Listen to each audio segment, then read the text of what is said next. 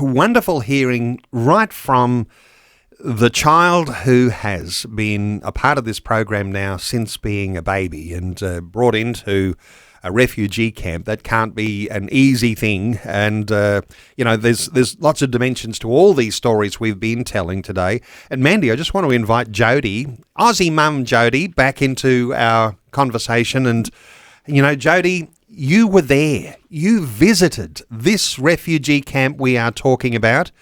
You saw children of all different ages. I'm just curious here. What happens to the babies?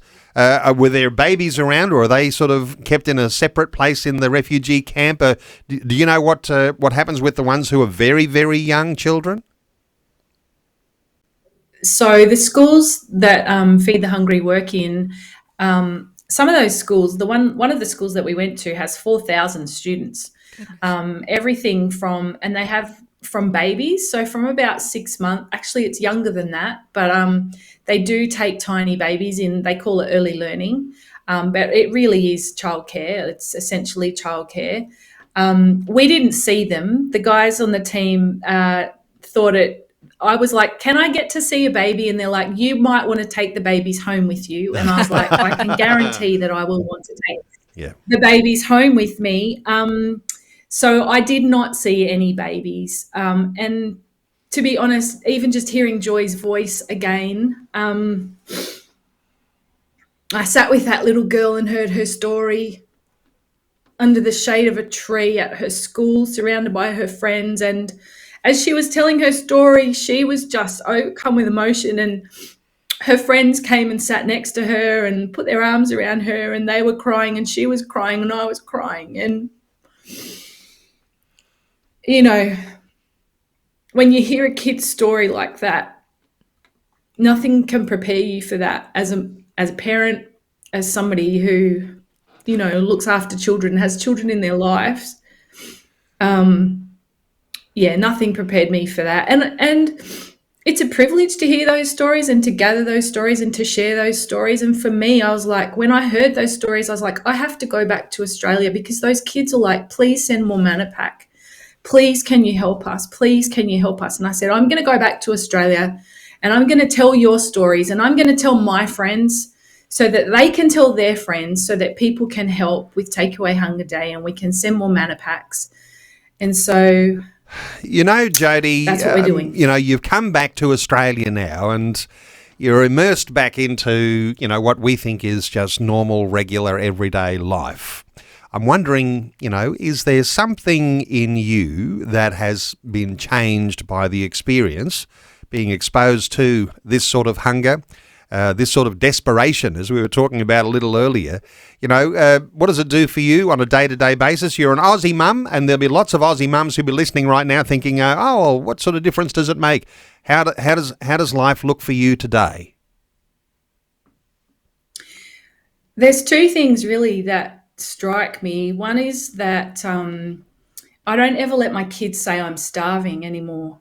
Your kids come home from school or they finish sport or they've had a busy day and they come in and they're like, oh, Mum, I'm starving. What is there to eat? I'm starving. And I'm like, you're hungry, sweetheart. You're hungry. You are not starving. I've seen starving. I know what starving is, and you are so far from starving. So it's been educating my kids and my family about that.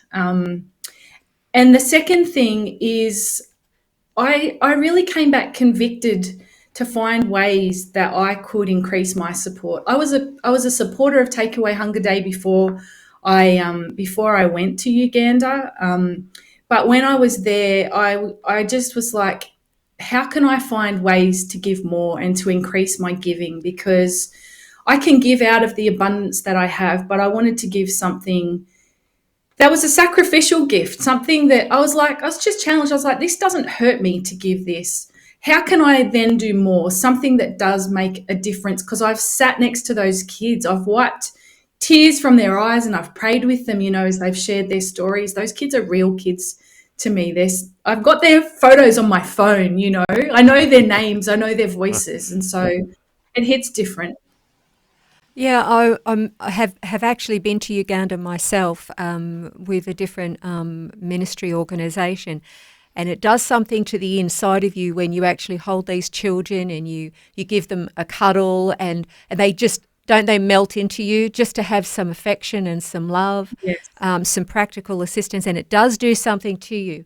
I remember one of the aid workers saying to me one day, because I was thinking, oh, that's it, I'm going to go home, I'm going to sell everything I've got and I'm going to send all this money. And they said, no, you don't have to feel guilty for having stuff, but what's good is don't let your stuff have you, so that you're willing to let go of maybe just a little bit of your stuff to help those who don't have anything. And I that stuck with me for years, which is why, Ian and I are more than happy to make donations to this kind of thing, because we understand how important it is. So if you're wondering, well, what can I do? I can't give $500. I can't give $1,000. Well, could you give a cup of coffee? Could you forego a cup of coffee or two and keep a child alive for the next month by giving them a meal every day?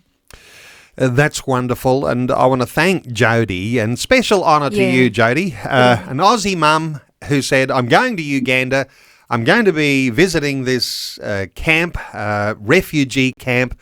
You're a supporter of Feed the Hungry, and all of a sudden you're telling your experience on Takeaway Hunger Day, and just honour to you, Jodie. Thank you so much for what you've done, because I think you've delivered some really wonderful stories, but what I feel like we've just been blessed to hear your heartbeat. Absolutely. These couple of opportunities we've had to talk. So thank you so much, Jodie.